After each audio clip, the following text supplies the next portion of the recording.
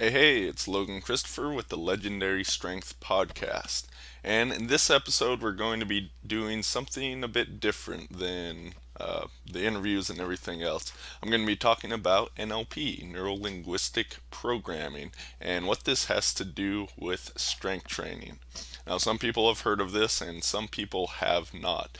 The reason I am going to be talking about in this podcast as well as the next couple is today begins a 3 week intensive NLP training that I am going to, the master practitioner level.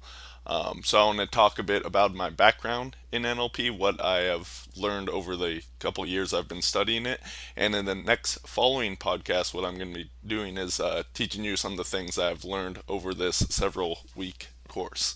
Last year, when I went through the practitioner level, I did essentially the same thing, except I was writing articles. I'm very busy on a book that actually is all about mental training, working hard on that to get it ready as soon as possible. It's been a project that's been in the works for a long time, so I'm going to be working on that. Don't have time to do all this extra writing, but I figure I still want to give you a little taste of what I've been learning, and this itself is going to help me to learn and understand the material that much more as well. So it'll be fun for both of us. So, what is neuro-linguistic programming? It is sort of a mental science that has been around since about the 70s. It was originally created by John Grinder and Richard Bandler.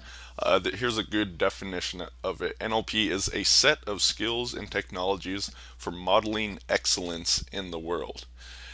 What does that mean? Um, Modeling is a very critical thing you need to learn how to do if you want to be successful in anything. Modeling, and no, I'm not talking about walking up and down a runway. Modeling is the idea of you have an example of someone and you model what they do. You do the same things that they do in order to get the same results they are getting. I like to think of myself I'm somewhat natural at doing this process. I started doing it ever before, before I ever heard the word modeling. To some degree can definitely get better, and if you think about it in the strength world, when you're buying books and you're getting information from these other people, that's what you're actually doing. You're looking at them as some sort of model for you to follow. A couple things here that are very important. One is what people tell you to do isn't always what they did in order to become successful. If you think about the you know standard bodybuilding magazine, and it has the programs of the champions, and if you ever went through the phase like I did, you started doing these routines and you just completely thrashed your body. You weren't getting results because you may have been lacking the chemical enhancement that allowed these guys to get the results. So that would be one aspect of modeling. Um, are the people, what they're telling you to do, actually what they do themselves? There's some good coaches out there and everything that can teach you something that they can't do themselves. I'd say for the most part, in general, if you're going to model someone, they should be able to get the result that you want to do. And you have to make sure you're not missing the pieces. Here's another critical point about that. Those things like the training, the exercise they do, the form in which they do them, very important things. Their programming, how they do that, that is very important. That's the external stuff. The internal stuff is equally, if not more important, yet no mind is really paid attention to it. The internal stuff is how they think about approaching their exercise. How does their mind work in when they're setting up that training plan, and how they think day to day about their goals, about their successes, about their failures. How are they processing this information? And that's the critical thing that NLP, that sort of sets it apart from much else out there, because NLP actually gives you the tools to figure out not just what people are thinking, but how they are thinking it. We all are individual people. We all have a lot of individual experiences, and from how we're brought up, also our genetics, and what we're born into, those all play a role into how we actually think. And different people think differently. If you've ever been in a relationship, you know this happens to be true. It's not just men and women, but all people certainly think differently. One person may think a lot more in visual images. A very visual person is going to see things. There are people out there that don't think they have mental images at all. Perhaps you listening to this believe that. Well, I want you to go ahead and imagine the house that you grew up in. In order to actually process that statement, in order to do what I just said there, imagine the house, you have to go through a picture in order to be able to get that. You can't really recall the house you lived in by the sound it makes. That would be a component of it, but in order to tell me what your living room looks like, you have to look at your living room, and you do this within your mind's eye. Uh, so there are other people that are more auditory that can remember those sounds. That's actually my weakest component, my weakest sense. I'm really not an auditory person. Something that I find very interesting was I did not listen to music at all until I think I was in my teens. Um, and I'm wondering, is this because I wasn't an auditory person, or did I not develop really my auditory skills because I didn't do things like listen to music? So don't ask me to sing. I won't do it. It's it's not very good. I don't have a very good auditory sense, but I am building it up and practicing these different things in the NLP skills. And the other third major category besides what you see and what you hear is what you feel. Now, this is a big category. There's a lot that goes into it because this has to do with things like pressure and proprioception, your balance, very important stuff for working out. Obviously, coordination and all that. It also has to do, lumped in with this term kinesthetic, this classification, is your feelings as well. Because there's internal sensations, internal pressures, an internal sense of balance. So all these things are very important, and different people are going to think at different levels using these different things, and there's much more detail that can go into this. So let me go into why is this stuff important. Because when you understand NLP, it's really a science that allows us to run our own brain. And in working out, what we're trying to do, especially if you're not just looking to get fit, get in shape, but you're trying to achieve these high level strength goals, body weight exercises, kettlebells, whatever you happen to want to do, we're trying to learn to run our own body, to get it to do what we want to do on command, basically. The mind and body are intimately tied together. There is no separation. We like to separate them out. We talk about the mind, we talk about the body, but it really is one and the same. You can't affect one without affecting the other. Thus, if you want to get the best results with your body, you must learn how to get the best results with your mind. They really play in hand, and that's why, there's plenty of studies, and just about anyone will tell you, they're likely going to be able to think better, to be smarter, more or less, just by working out because of the increased blood flow and oxygen and all the great healthful benefits of working out. These things, once again, play in together. So why is it important to learn to run your brain? Because this is going to determine the results that you get. This is the determining factor in whether someone gets results or they don't. Just about, if we're talking about exercise, just about everything works. I mean, you can go to curves and get results.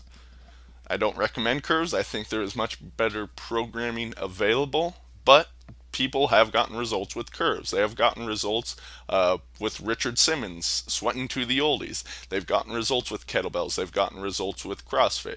They've gotten results with strongman, with barbell exercise, with body weight exercise. Any exercise system works to some degree. Yes, there are some things that are better than others. There are better programs than others. There are better ways of doing things. Absolutely. I'm not saying there aren't. But what is the determining factor in whether someone gets results? If everything works to some degree, it's going to be their mind. It's going to be all the different actions that they take, which are backed up and run by the mind. With NLP, this has never really been taken into the strength world like I'm taking it. And I've gotten phenomenal results. I'll tell you about some of those if you haven't heard already, not just with myself, but in teaching other people these things. Something that it is used in, to some degree, is the area of fat loss, because fat loss is much bigger than strength training. No one really cares that much. I mean, the vast majority of people there don't care about strength, but they just want to look better naked. What stops people from losing weight? Is it lack of willpower? I mean, sure, if you have all the willpower in the world, you can easily lose weight, but most people aren't there. And it's not really the lack of willpower, it's a lack of properly learning how to run their mind. Because when you learn techniques as NLP teaches, you can do things like erase your desire for a food to give you a lot more choice in what you can actually do. You can actually figure out sort of a roadmap, a timeline, a plan to get you to a well-formed outcome that you desire, which would be to lose weight, and actually figure out what are those blocks that are standing in your way. This is an example, and a while back I had a client where this was actually the case, and I've heard that this is the case in a lot of women, that when they suffer through sexual abuse as a child or at some point in their lives, a lot of them will then put on weight afterwards as a form of protection. Extra fat can act as a security buffer, in how they feel, but also to make it so they're not as attractive to men, so they're less likely to feel uncomfortable with sexual advances and all that. And if that is never dealt with, if that sort of issue, that a positive intention in the body that's trying to feel safe, trying to make you safe and secure. And if you're trying to lose weight when you have this, you're going to feel insecure about it. You're going to sabotage your goal that you are trying to achieve with that. So if that is never cleared up, it's going to be, no amount of willpower is really going to get you through that. And if it does, you're going to have some other problems most likely happening as a result of that. You need to figure out what these blocks that you may have are. And I'm talking about weight loss, but it can be the same thing in strength. If you're listening to this, you're probably really into strength, and you probably want to become as strong as you possibly can. You're probably not listening to this if you just like, I enjoy fitness. There's like something you want to achieve. So the question to ask yourself, what is stopping you from achieving that? In many cases, you're actually going to know what's preventing you from hitting that. There are many cases where you may not know. And that's also another place where NLP can shine as well, in figuring out what those blocks are that you may be completely unconscious of. You have no clue what they happen to be. It's always fun to find those things out, because then when you deal with them, some miracle breakthrough type stuff can really happen. So let me give you an example of myself, of when I realized it wasn't a major mental block. It's not like that sexual abuse thing I was just talking about. Just a small little mental block I had, and the results I got from this. It's possible, if you've been following for me a while, that you may have heard me tell this story before. It was earlier this year, maybe end of last year. I was working on freestanding handstand push-ups, and I had never achieved more than one of these at a time. Because it was a hard exercise and building up to it, and yes, it's definitely not an easy exercise to do immediately, for just about anyone, I had built in this belief that it was a hard exercise. If you believe something's hard to do, it's going to be hard to do. It's quite simple. It's that old, it's attributed to Henry Ford. It's been attributed to other people. Whether you believe you can or you believe you can't, you're right. So if you believe something's hard, you may be able to do it, but it's going to be tough to do. If you can change that belief, what would that allow you to do? In practicing this exercise, and I had a goal to do 5 reps in a single set, stay up in the handstand the entire time, I realized I had this belief that freestanding handstand push-ups were hard to do. Oh, that was like an epiphany. Whoa. Okay, I realized I have this. I know how to deal with it. I cleared it up. Boom, immediately I hit a double right after that. Then I hit another double. Then I hit a triple. So I immediately tripled what I could do, going from 1 to 3 reps after clearing up a belief that stood in my way. And through a little more training, within about a month, month and a half, something along that lines, I actually broke through my goal and I did 6 freestanding handstand push-ups. I do have that video available up on YouTube if you want to go check it out. That was a result of actually eliminating this mental block that I had that was standing in my way of hitting that goal. Now, could I have not known NLP, not realized any of this stuff, and just worked through that? Absolutely. Definitely could have happened. You don't have to know this stuff. Beliefs do change to some degree all the time. There are all sorts of factors in here. All this stuff is really natural. The thing is, with NLP, with this mental science, you can learn to have conscious control over different things that affect you in these ways. So yeah, just through training it would have became more easy. That's really what training's all about. Turning the impossible to something that's possible. Turning what's hard into something that is easy. Whether this is doing bodyweight exercise or just handling more weight. It's always really following that process, but oftentimes we can sort of leapfrog that process to make those big gains if you deal with these mental blocks that are standing in the way. Because if you believe something's impossible, you're not going to be able to do it. If you truly believe something's impossible, there's no chance you can do it. But if you believe something's possible, that doesn't mean you can necessarily do it, but it's going to open up the possibilities that you can work up to it, that you can get there much faster than if you think, no, this is never going to happen. Actually, if you believe something's impossible, what are the chances you are going to even try to do it in the first place? So one of the most exciting things that I learned last year when going through the practitioner course was more about how to use submodalities. Submodalities are the pieces of what go into the senses or the modalities. So with seeing, with your visual sense, there are different submodalities like location, like size, brightness, the clarity of the picture. Now, if you're just looking through your eyes right now, those are going to be based on your external environment. The size is basically everything you can see.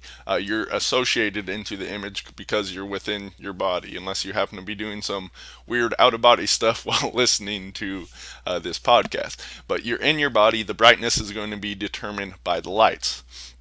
If you go back to what we were talking about before, and you imagine the house that you grew up in, and you bring up that mental picture. Now, this is the thing where, unless you've learned how to do these things, you may be completely unaware that they are changeable and that these things affect how you feel, your beliefs, and all sorts of different things. So you're looking at the house that you grew up in.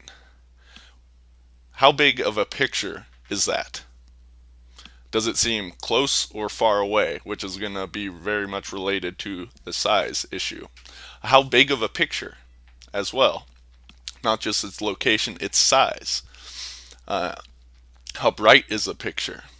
Are you looking at it? Is it straightforward? Is it above you? Is it a little below you? Is it a still picture? Is it a moving picture?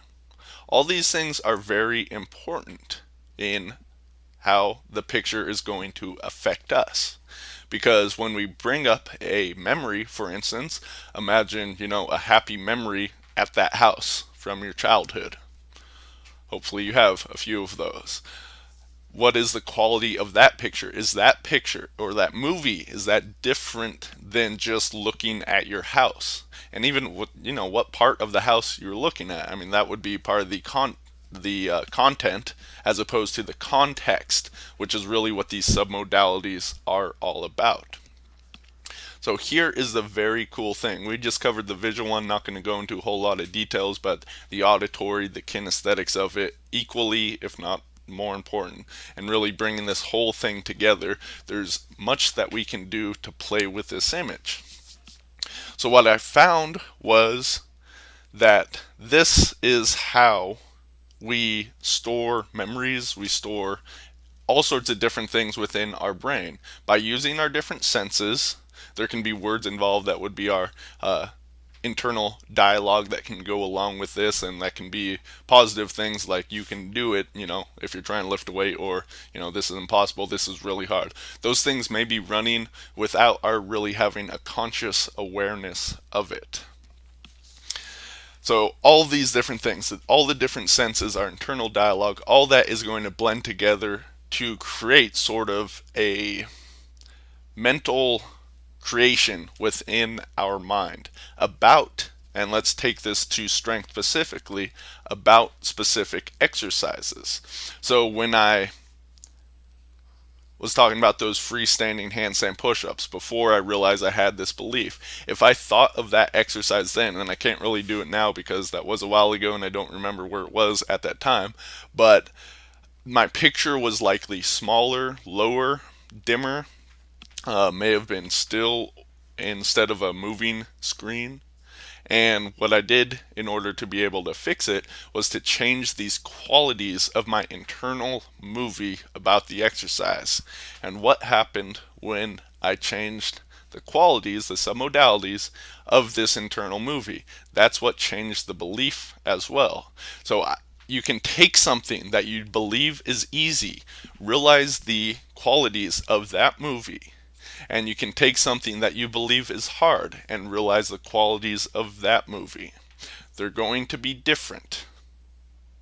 There's going to be certain characteristics of this that are very important to how you store and process the difference between easy and hard. And for different people, it's going to be different things. I was just showing a friend at a seminar recently and she was doing push-ups. I think she wanted to be able to do a handstand push-up, so I was giving her some progressions along the line. I think we were specifically, after doing a few push-ups and helping her out with form on that, we were doing a pike press. That is where you have your butt up in the air and you're basically doing a similar range of motion as a handstand push-up, but your legs are still on the ground. You're in a steep pike, so it's harder than a push-up. Great exercise. She tried doing it and wasn't able to get one rep. She did a pretty solid negative on the way down, couldn't push herself all the way up. So there wasn't really much I could offer as far as technique at this point. So I asked her what her mental picture was when she did this exercise. And if I recall correctly, she was associated into the picture. It was like doing it in real life. So she could see her hands and she could see the ground lowering away. But there was a key distinction. For her, when she started to press back up, the picture got dimmer. It went towards black. And so, as I was leading her through that, I was like, that's interesting. Well, let's just see what happens if we make it brighter as you push yourself up. Can you take a guess what happened? She changed this mental image, and all she had to do was, instead of just letting it by default go darker because she had just failed at the exercise, that's how her brain sort of processed it, we made it brighter. Just like turning up a dimmer switch, for instance, which you can easily do within your mind. So we turned up the brightness as she pushed away from the ground, and this was just imagining doing it. May have done that once, may have been a couple times. She then went and tried the exercise, and voila, she was able to do it. I think she may have even got a couple reps in trying to do this. So when you understand that your mind is under your control, that the mind and body are intimately tied together, when you understand these things and you learn processes such as taught in NLP, and I really taught this a whole bunch in the Wizards of Strength workshop in my portion, the instant exercise enhancers, because that's what this stuff does, what I'm talking about here. It can instantly allow you to make what is hard and make it easier, and it works so often that it's amazing. It really is. It's not foolproof, but if you do it right, it pretty much is. It's going to work so many times. It's not going to allow you to set like a new max PR every single day in an exercise, but it's going to certainly help with what you're doing, because We're controlling the mind, which controls the body. So there are a lot more details in this podcast I really give away. That's kind of the one of the biggest things that I learned, because just tweaking these small things, these mental movies that we have regarding the exercises, and like I said, there's so much more that can be done with weight loss, can be helpful with muscle gain, any sort of sports performance you have. It works for everything. So you just got to tweak how you're doing it and how you apply it.